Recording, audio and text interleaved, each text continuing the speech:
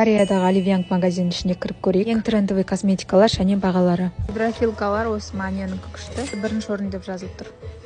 Рейтинг бойынша. Кушондардан мынау қазір ең бірінші орында тұр екен. Клионыкі. Тонерлардан мынау бірінші орында. Рантлептің тонері. Абибтің мынандай серумдары пайда болыпты. Қызық, ішінде не екен мынау? Мен Торидендікін жақсы көремін, осын қолданам. Мынау Ануаның продукциялары.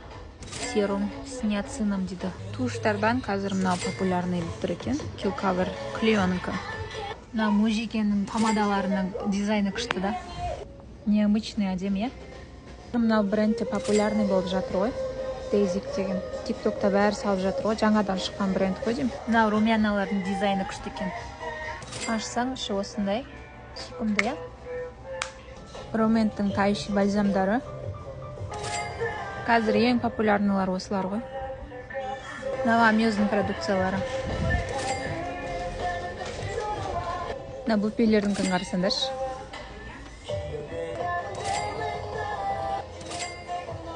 Амёздың кушондары. Мынау Фи деген брендтің кушоны. Мынау да необычный дизайн. Riddle Shot. Мындай. Ди Альбаның спрейі.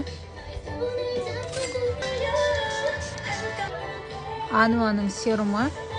Тоже с гиалуронкой. Мужики Мэнсонның блесктары. Өзі болса, мынау крышкасы. Осындай күшті, е? Мынау менің любимый помадаларым. Почему-то ер баланы қойып қойыпты рекламаға. Мынау шампунь қазір популярный болып тұр екен. Менде үйде осы.